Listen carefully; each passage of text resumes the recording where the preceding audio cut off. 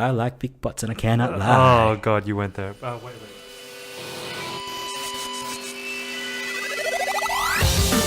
It's Monday, 11th of July 2016. It's time now for episode 66 of the Lazy Couch Podcast. We're here to give you a weekly dose of tech news, gadgets, pop culture, and all things geeky. Broadcasting all the way from the TLC studios in Sydney, Australia. My name is Jeff Kim. And Squirtle, I choose you. My name is Calvin Lee and it's Twitter Wimble Euro time. Oh, all of the above. Yeah, all of the above.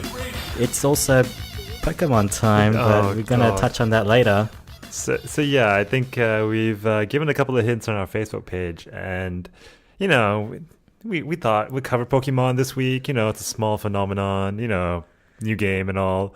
Until we walked out of the office today at 6 p.m. and we work in Darling Harbour here in Sydney. And 40, 50 people, hundreds of people were sitting outside our office trying to catch Pokemon because someone, I don't know, left an incense. So we're going to make this a whole feature. It's quite unbelievable. I woke up this morning, Kelvin, and I was thinking we have no features for today, but I think it just kind of came to us. I know, and it's overtaken everything so quickly. Yeah. So we're going to cover Pokemon Go today as our feature. Mm-hmm. But lots of sports this week. Sports. So congratulations, Portugal. Portugal. Yeah. Yeah. Champions of Europe. Yes. Not sure if they're as deserving as they're the winners, so you can't take that away from them unless there's some sort of cheating allegation that might happen, I suppose, with football. But Ronaldo is now more successful than Messi. Yeah. One trophy is all you need. One trophy, yeah. One trophy is all you need. Tour de France is happening. Wimbledon, Mario won last night as well. I watched zero tennis this year, Kelvin. Did you get into it? Pretty bad. Was it bad? It's pretty bad in the sense that it was quite straightforward. Is it because it's not on Channel 9 anymore and it's just harder to watch it? It's on Channel 7. Oh, is it? Yeah, but it's okay. It's still in the middle of the night, you know what I mean, 10:30ish. But nothing really new happening in the tennis world.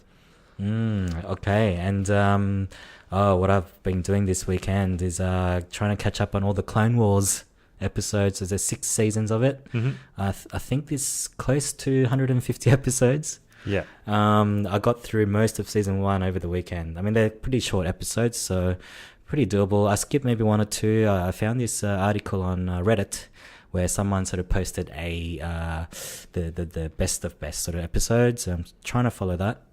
So before Rogue One comes out in December, I've got 5 more seasons of that to watch. Yeah.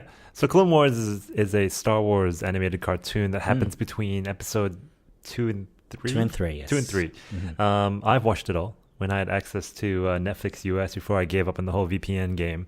So it's now on Netflix. Okay. So feel free to join Jeff on his journey to... Yes, all 6 seasons. I think Rebels happens after Rogue One, you were saying. So, yeah, I think if you want to catch up in that sort of universe, and it's all canon now. So, there's a bit that I saw in season 1 where Jar Jar Binks and 3CO, as Jar Jar Binks calls him, they were like on a rescue mission to save Amidala, which is hilarious. Yeah. Actually, I was thinking, I miss you, Jar Jar. Oh, don't. No, it's temporary. Genuinely man. Funny. Okay. It's temporary. Right. My advice to anyone trying to do a Jeff is hold out. 4, 5, and 6. The last couple of seasons gets pretty dark and pretty good. So hang on. What else has been happening? Okay, I've got a follow-up item. So Von Paul, a friend of the show, gave us an article last week to do with a thing called Alpha. It's a code name for a AI that's beating combat strategists in the real world. So I failed to miss the main point about this story, actually. And Von Paul wasn't happy. He wasn't happy, no. So I just need to tell you guys that it's all about the genetic part of it. So it's basically what's happening is that it improves from one generation to the next. That's the genetics part. And it's kind of like telling itself, competing against manual overrides and trying to improve. And it's improving itself by every generation, and it's doing this very, very fast. So yeah, that's which you probably need to do in these kind of flight sim type scenarios. And if you recall, it's like using a $500. Oh no, $5. 35.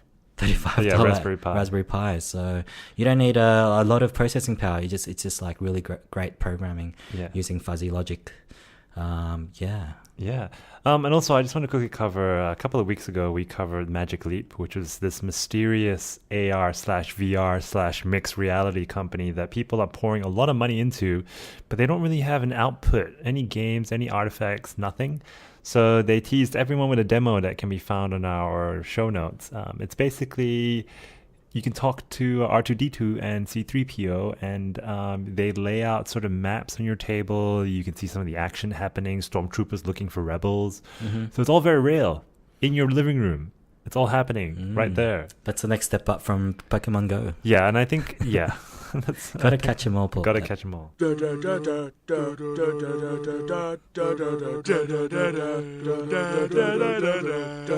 Villager news. All right, we're going to start with some local news, which is really exciting. So we now have a government, a fully functioning government. So Malcolm Turnbull of the Liberal Party has now claimed enough seats to run us properly. So how did they win some of the seats? Some say WeChat. A great story on TheGuardian.com ran this story about how there was a volunteer-run offensive on WeChat, aka the Chinese Facebook, in the seat of Chisholm, which is in Melbourne. So the story goes that the architect of this scheme was a lady called Gladys Liu. She is, the Liberal Party Community's Engagement Committee chairwoman for Victoria. In voting booths in Box Hill, where more than 20% of voters are Chinese, they registered a first preference swing of 4.2% to Liberal from Labour. So obviously something is working. Wow. And I think it's just smart targeting. You know what I mean? If 20% of your electorate is Chinese and they all use WeChat, you might as well get on there and start spreading the word. But can you spread any word? Because like this seemed a little bit dubious because they were calling out that the Labour Party were supporting boys going to girls' toilets because of the the group, the actual message that was sent out. Yeah, so I don't think it's being monitored as closely as newspapers, and I think this is quite interesting for the parties to have a look at, because is anyone monitoring direct messaging from WhatsApp, WeChat, Facebook Messenger? This is really quite interesting. So the loser, the Labour candidate, Stephanie Perry, says the whole WeChat campaign hurt her chances for sure. She says that there was clearly a campaign that was run through WeChat appealing to people's fears and spreading untruths, specifically to turn the Chinese community against her. Isn't that just politics? It's not only just happening in Melbourne. The New South Wales Labour Senate candidate Paul Hahn says the campaign also run in Chinese heavy seats across Sydney. He criticized the tactics, I think it's just politics, and they didn't jump on the platform fast enough, and they're losing out. Yeah, so I'm just reading the Guardian story again, but so the Labour candidate was supporting fewer family visas that would affect the Chinese community, I suppose, and also suggesting that the Safe Schools program would mean boys could use girls' toilets. Mature, guys, mature. Yeah. Obviously it's very cheap sort of messaging that's going out there, but it still worked. And in 4 years' time, we might be seeing a lot of this happen, besides just the usual, tearing each other up and debates on TV and whatnot. I mean, social is definitely the way to go, especially in 4 years. I think it says something about the power of WeChat as well, especially in our local communities in Australia, like not just in China or anywhere else. It's definitely gone global, because all the stories that you hear, like all they do is go on WeChat to find out stories. They don't go anywhere else. And WeChat is very different to Facebook in the sense that it's sort of private first and public second. So you build these little groups that you trust, and if messages spread, they come from your family. I think it's more members. like WhatsApp on steroids rather than Facebook on steroids. Definitely.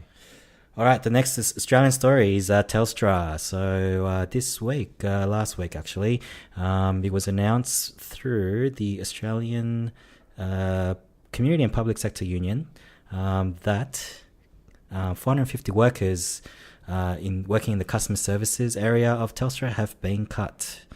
Now, Telstra haven't come out to say publicly that this has happened, but this has all sort of come through that sort of the public sector union. So, yeah, Telstra, not a good year, 2016. No, I mean, just a couple of weeks ago they had all these big outages again, and now they're shipping more work offshore to the Philippines. So no, yeah, I guess it's cost cutting measures. Thankfully, so we're looking at saying the union saying that 450 workers have received notices. Yeah, that includes 140 in Melbourne, also call centers in Perth, and also Bathurst. And they're all going to Cebu in Philippines. Yeah, just like we spoke about last week, I think bots is also going to cause an issue to a lot of these companies with large sort of customer service focuses. So I don't know if things are going to get What's the any time better. frame? Like, I think that's definitely going to happen, but is it 5 years or 10 years? I don't know if Pokemon can have such traction in 48 hours. Who knows? Mary? Eva.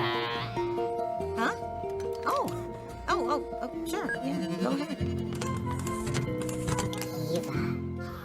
On to bots, and AI. I think this is going to be a recurring feature for us. I like big butts and I cannot lie. Oh God, you went there. Wait. And in this story, we've got we're looking at the unfortunate events that happened in Dallas. And one of the stories that came out was the local police force actually used a robot to kill a shooting suspect. And this is believed to be the first in U.S. history. So police used a bomb disposal robot, no irony there, in Thursday's ambush. And a lot of legal experts are worried, saying that it now creates a gray area in terms of the use of deadly force by law enforcement.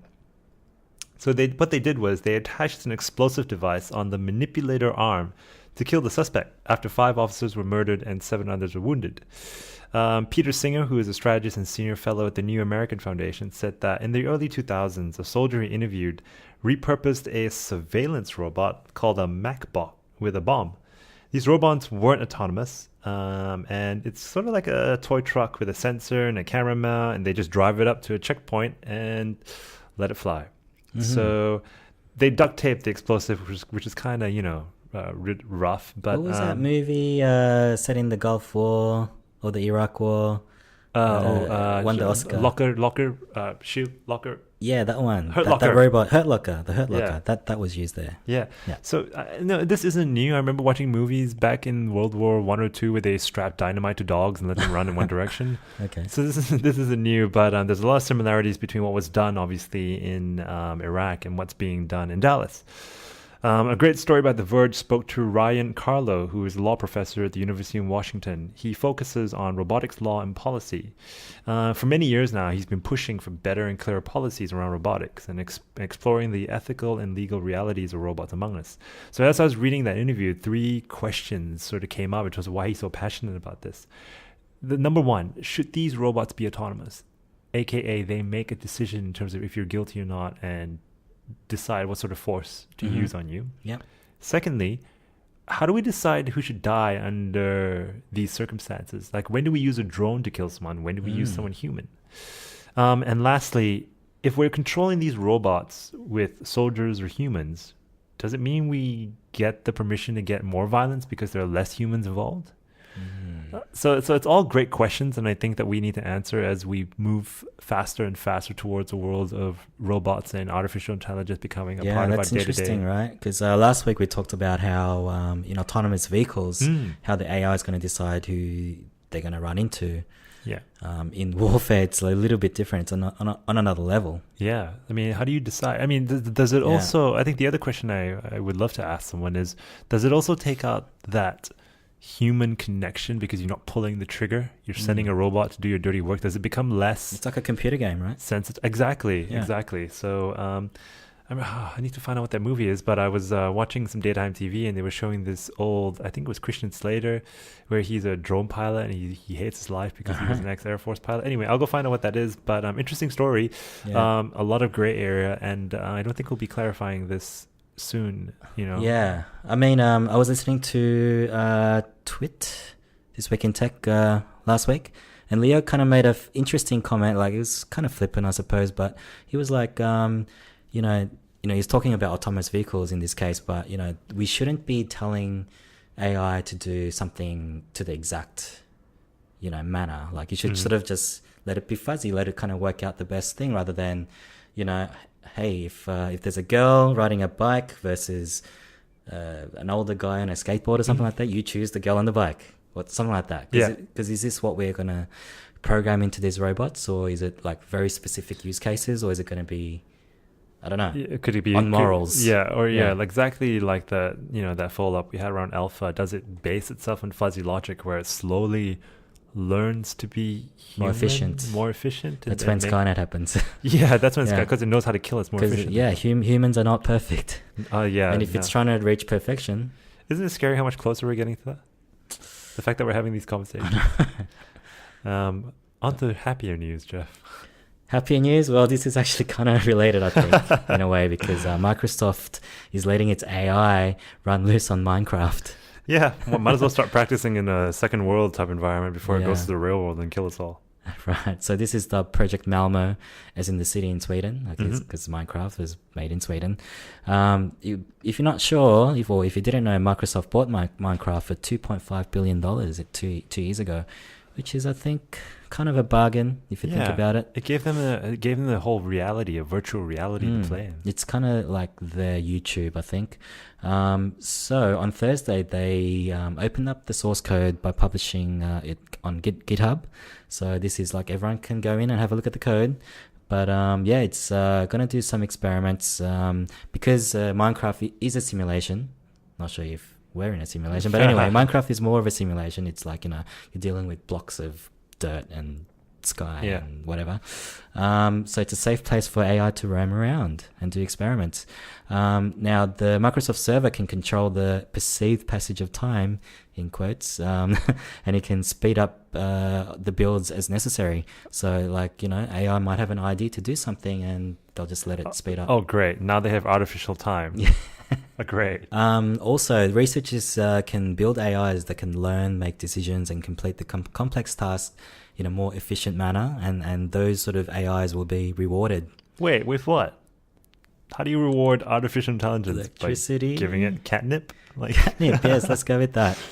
And the main goal here is to converse seamlessly with humans and possibly pass the Turing test. What exactly is a Turing test? So the Turing test is a famous thing by, Alan Turing, that he proposed that, if you're on the other side of the wall with some other thing, you have to, the person can't tell if it's a robot or a human. So That they're conversing with. got you. Yeah, or something. That's a very loose. Here's why I'm slightly worried. What's that? So if we put an AI into an artificial world and it does stuff, and it knows that I think it probably knows that there is no risk.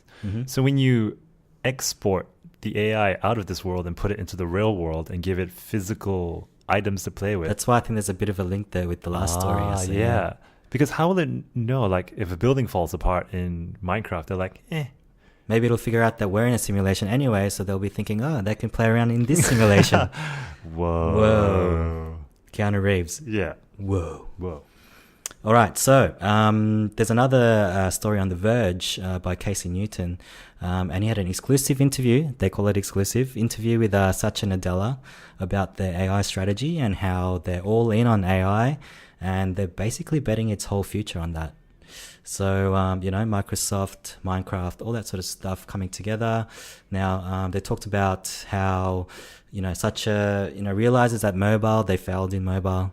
So naturally, AI is the next place to go. I'm really surprised that a CEO of Microsoft would come out and admit that. This is a new Microsoft, Kelvin. Yeah, they're so hipster right now. Yeah. Failing is cool. Yes, they talked about, conversations as a service back in their, big event back in January, I think. And, basically every major tech company is working on this, and they're all getting ready for the big fight that's coming probably next year, I would say. Every major tech company except Apple. Well, they've been a bit cagey. I'm sure they're working on it. Yeah, they're working on something, I bet you. Is new version of Siri, yeah, okay. What's that really bad Hugh Jackman movie about robots fighting? I was watching that the other day. Were you? What was it called? Oh, God. See, that's what I want to see. I want to see all the big tech companies build giant robots and have like live fights. Ooh. Because maybe in an AI environment. I can imagine Apple's looking the best, but it might be a little fragile. And Google will have the robot with, the head of a lion and the body of a dragon because they're all fragmented. Or Candy. Yeah. Oh, that's a good one. Android, yeah. What would Microsoft come up with? Lego. It'll be interesting to see what kind of different robots they build, if it ever happens. Go do it. Yes, just to finish up this story though, Kelvin. So Microsoft, they're not new to AI. They've been working on this for a number of years. We talked about WeChat earlier, and they launched something called Xiao Ice.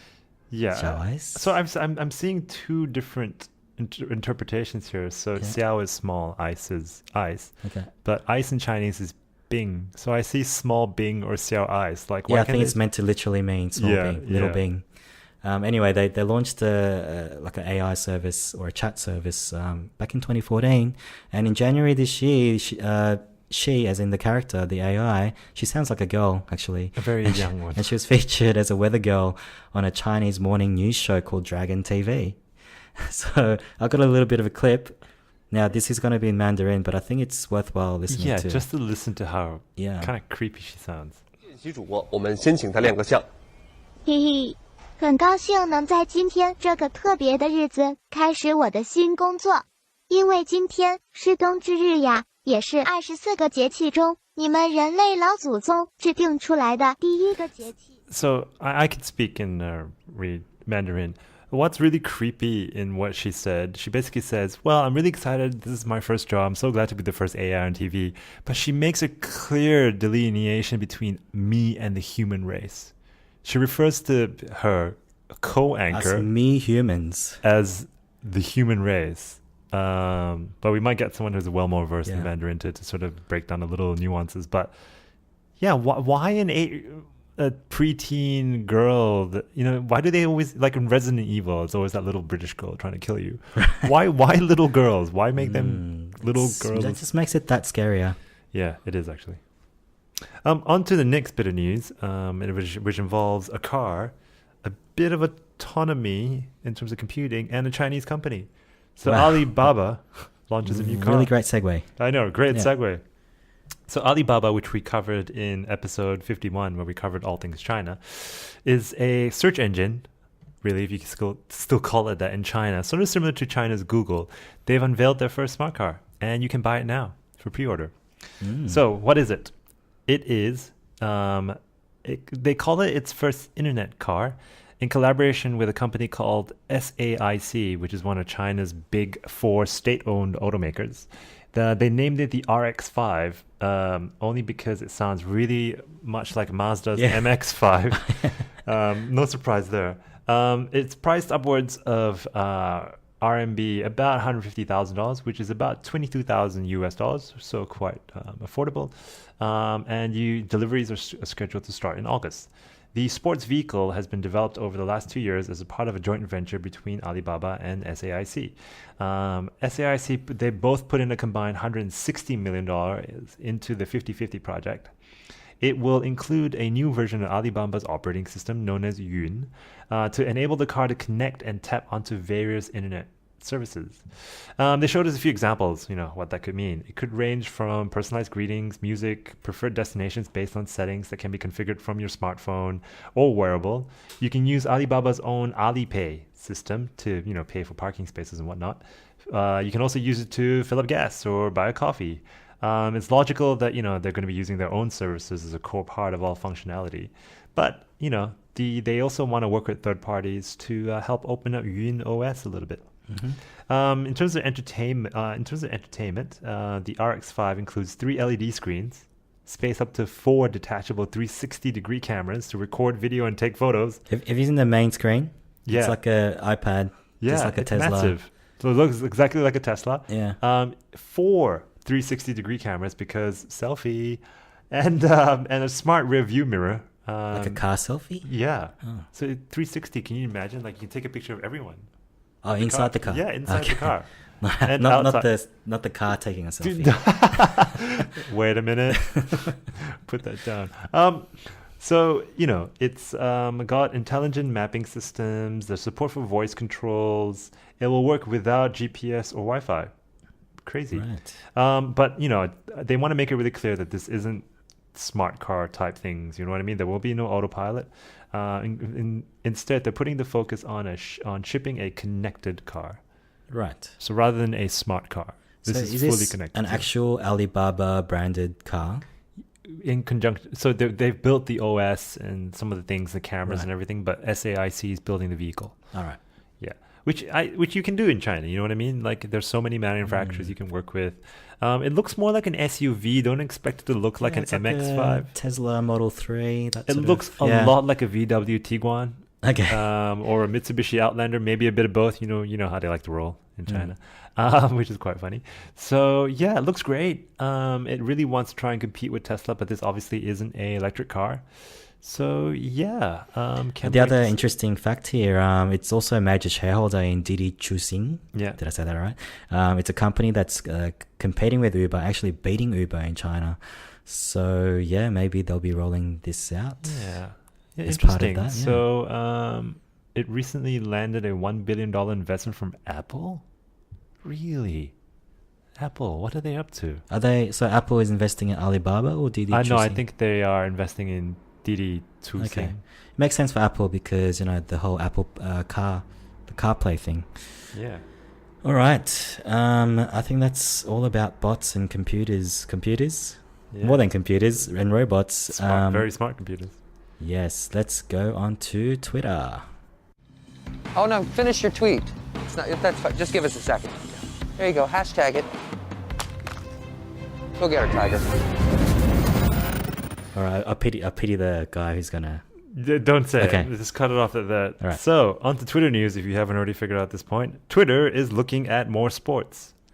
Twitter is talking to NBA, MLS, and Turner to buy rights to more sports streams. The recent NFL agreement must have, been really did really well for them. So they're in talks with all these major sporting leagues to try and acquire some of their streaming rights.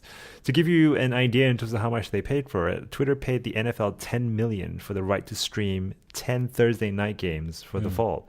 NBC and CBS paid a combined $450 million for the same games for the entire season. Yeah. That's crazy. Well, it's not. I suppose it's a different sort of playing field, I suppose, not to really use a TV. pun, but it's not exclusive rights on social media. This is just making it more official, I guess, because anyone could kind of stream it on Periscope, or you know what I mean. And we spoke about it last week, how they're entering the VR games. And I think this will really work out for them. We just spoke about how they should be getting more streaming rights, and you know what? We predicted the news.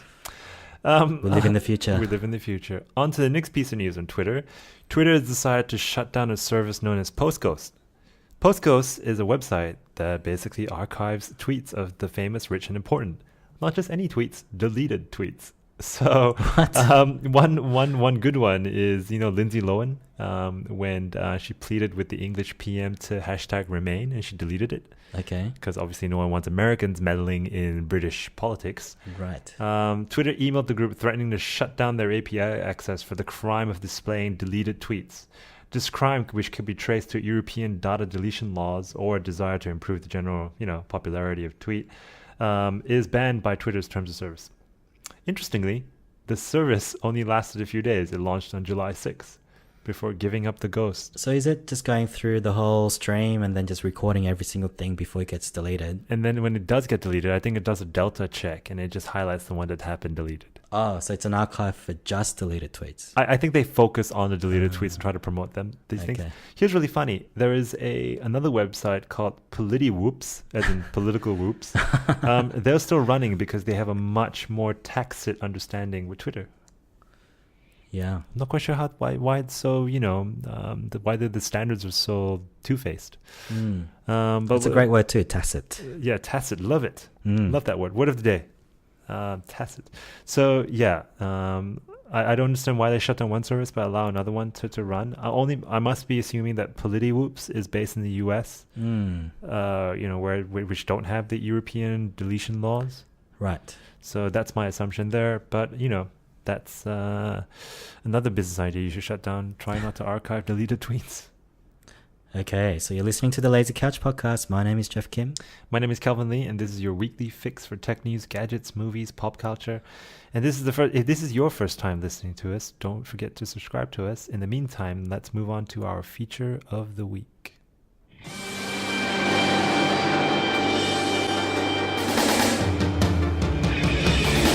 I wanna be the very best, like no one ever was. To catch them is my real test. To train them is my cause. Pokemon. Good. Oh, okay. Nice one. So we're covering Pokemon Go as our first feature for this week. Pokemon Go is a game released, I would say, less than a week ago for those living... Friday. Those living in Australia, New Zealand, and America. And we really want to talk about it because I don't think anything has grown quite as fast No. as Pokemon Go. So let's take 2 steps back. Let's have a look at what Pokemon is. So Pokemon was a game from 1996. It was a franchise owned by the Pokemon Company, created by 20 years ago. 20 years ago, Satoshi Tajiri. Yeah. Was based on fictional characters. It was a game for the original Game Boy. It was developed by a company called Game Freak, published by Nintendo. You can now find video games, trading cards, TV series. It became big, basically. And the premise was simple.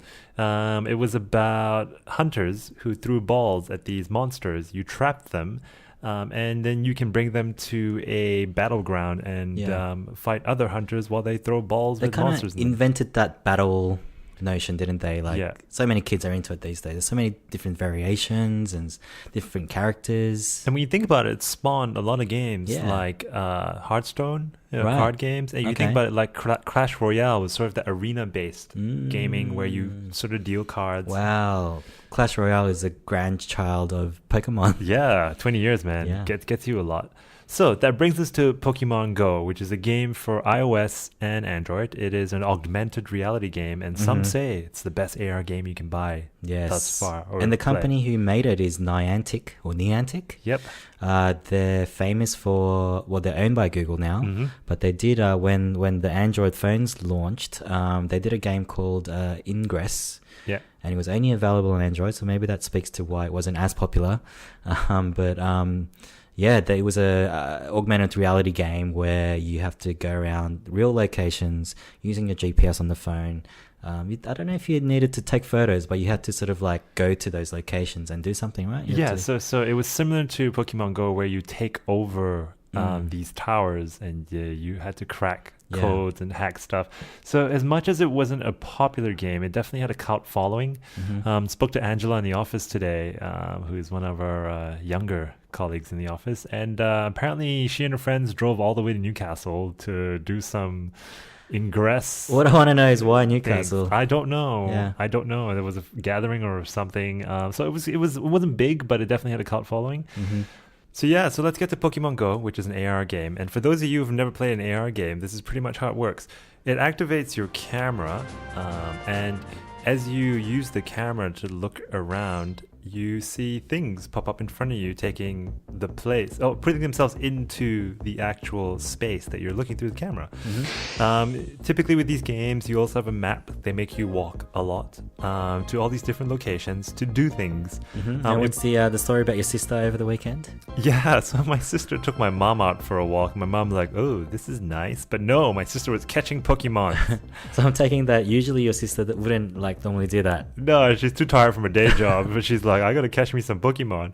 We're seeing this everywhere now in Sydney, where people are running into things. We've got a couple of stories to talk to. Some lady walked onto a dead body by accident. There's a story here where they have people luring people into dark alleys and then robbing them. Okay, that's happened. Yeah, that's happened. Northern Territory, I think, sent a Facebook post out saying that, please be careful while you're, catching Pokemons. I think one of the kids actually tried to get into the police station. Yeah, because he saw a Pokemon in there. Yeah. And even, it's weird because, just where we work, one of the actual, what is it called? Pokestops. Yeah. Is inside our office. Oh. Like, it's the honeycomb thing. Yeah. That's a Pokestop. So, I don't know what's going on there. So Pokestops are... Who would actually, is it someone from Google going around looking at, taking photos of these things? They're meant to be landmarks, but if they're inside a private property, I don't see how... And ours is quite secure. Yeah. It must be user-generated. It must be. And then probably Google is using location data to see where all the players are and creating these locations. Yeah. But don't forget, it has a lot of photos off Google Maps and things like that. Yeah, I'm thinking Street View as well. Yeah. So there's a Pokestop right outside my place in that little laneway. Yeah. And like the Pokestop says it's some sort of mural. It's like a graffiti art, street art sort of thing. But it's nowhere to be seen on that laneway. So I think it was maybe there at some point, but it's not happening. So to give you a rough idea how popular Pokemon Go is, according to a story on Forbes using data from a company called SimilarWeb, it's poised to surpass Twitter in daily active users on Android. It's also poised to replace Tinder in terms of active users. So it's not. I don't think it's gonna be a one-off. I think it's gonna be sticking around a lot more. What else has happened? Nintendo shares have surged. Yeah. So Nintendo are obviously the original, the copyright owners of Pokemon. Yeah, they're in the IP. They don't really have much to do with the game itself. No. Although I think at what's the big gaming conference that happened recently? Anyway, I remember Nintendo had a panel on this as well. Wow. It could have been the Antic actually, but I think Nintendo are definitely there. Also, the rollout is being paused because it's been such a huge hit. Well, actually, I think on Saturday morning when I tried, I couldn't get onto the servers at all. So yeah, it's pretty bad now. So they actually had to pause. It's now on 5% of all Android devices in the US. The game is being played an average of 43 minutes a day. That's more time spent on WhatsApp or Instagram. Nintendo's shares, as you mentioned, surged by a quarter in value. They've gained 36% since the close of market on Thursday. And the scary thing is, it's only been US, Australia, and New Zealand. It's not even in Japan yet, which is the largest gaming company for Nintendo. So they're going to make more money. It's free at the moment, like we mentioned, in-app purchases. And they're going to be launching more mobile gaming in 2016 and 2017. Yeah, and I think the CEO of Niantic kind of hinted that more features are coming. Like in the future, you'll be able to, trade your Pokemons. Yeah, which I think is a huge story. Because that's when the social aspect of this game kicks in, and you can, maybe form different groups with your friends. Yeah. So there's a bit of that happening right now with the different teams. But it's you can't interact with other team members, right? Yeah. No, you can't chat with really. You can, I think, go into the gyms and you can fight each other, but I don't think you can actually chat. Yeah. Unless you're standing next to them. Yeah. At the actual real location. Yeah. So let's go through the game mechanics a little bit. So as you walk down the road or on the map, you see these little Pokemons come up and you can tap onto them and you play this little game where you throw Pokeballs at them. Depending on your accuracy and whatnot, you get experience by catching these Pokemon. And when you reach level 5, you get to go into these gyms, Pokemon gyms, training gyms, and you can challenge the Pokemons that are protecting those gyms. You can also join the gym if at level 5 they make you choose a team, basically blue, red, or green, gold. So depend if the team that owns that gym, they can add their own Pokemon onto it to defend the tower, but you can try and attack them and join your other teammates and try to take them out. So the only way you can actually find out about how you play this game is either on this podcast or through YouTube videos, because the game itself, there's no onboarding at all. It just throws you in there, so to speak, and you got to kind of work it out yourself. But yeah, look up those YouTube videos. What was that one that we Game Explain? Game Explain is that was a very good one. Yeah, we might put that in the show notes. But have a go. Download it on your iOS or Android device and join us in terms of trying to figure out why it's so big. So do you think this time next week this will still be a thing? Could it be draw something where you get to some critical mass and then everyone goes, okay, that's enough. So I think that's a really good point. It's worth looking at why this is such a great concept. I mean, Ingress alone, like you said, didn't have such a following. Yeah. But it's the nostalgia. But it wasn't just the kids today.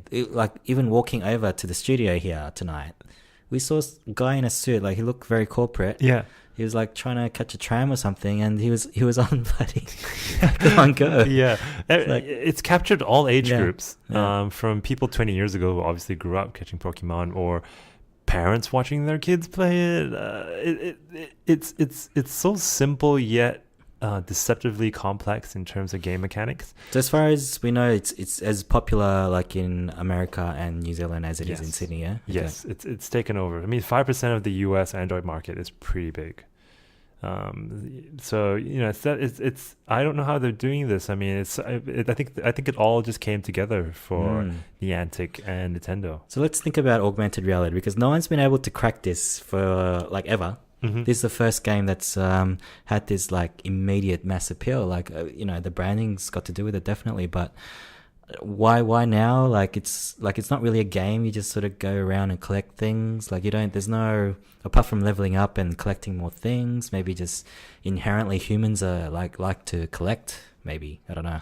I think this could also align itself with the launches of the new Pokemon game. So I think you've got those hardcore Pokemon fans aside. I don't think that's going to get you the traction, but it's appealing to a lot of non-gamer type folk, like you said, the guy in the corporate suit. Yeah. It is simple. I don't know how else to explain this. Whereas the game we're playing right now, the other game we're playing is Clash Royale. It's got a steep learning curve in the sense that you've got to like the characters from Clash, but it's just cute little animals that you want to trap and kill in some way. So Nintendo's on a bit of a run right now, isn't it? With Miitomo, now Pokemon. There's Nintendo. What's a new platform that's coming out soon? Nexus, I think it's called. Yeah, Wii Nex. Yeah, had an X in it. I don't think it was a Nexus, but Nintendo. Yeah, one Coming to back. watch, and to think that they were, to think that we doubted them after the sort of the failure of Wii U. They're coming big with, mobile gaming, and I'm just looking at the Guardian article, Verge articles, all of them trying to explain why this game is such a big hit. It's also people just taking selfies with these animals now, just screenshots. So it's all over Twitter, it's all over Instagram. If you go through your Instagram feed today, it's all Pokemon. Yeah, it's all Pokemon.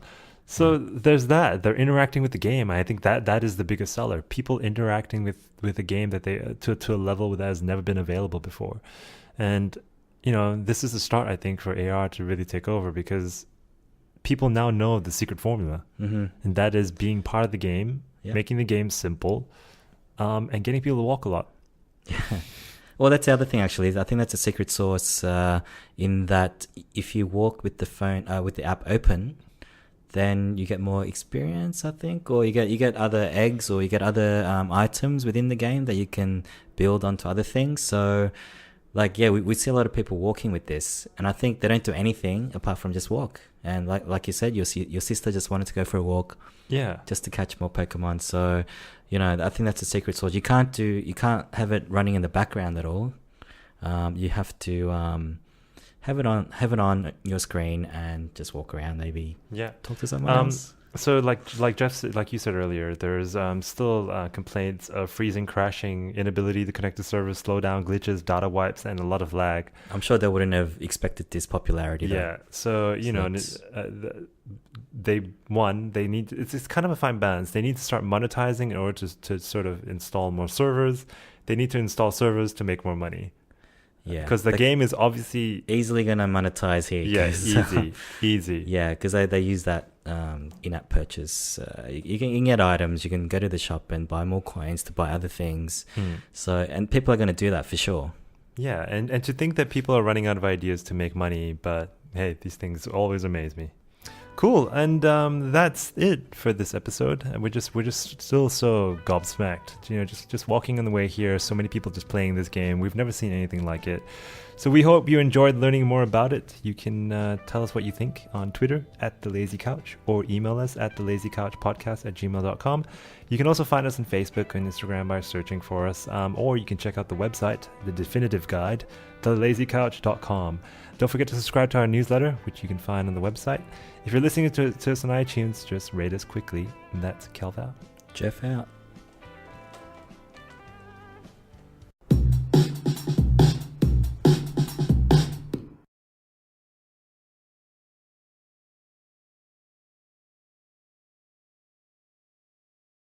Well, in that case...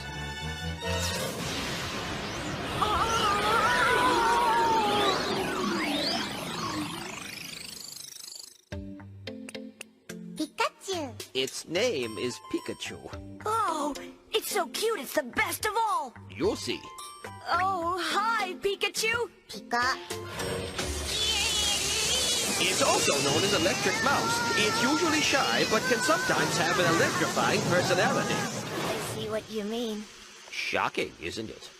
Now take these, your Pokedex and Pokeballs. Thank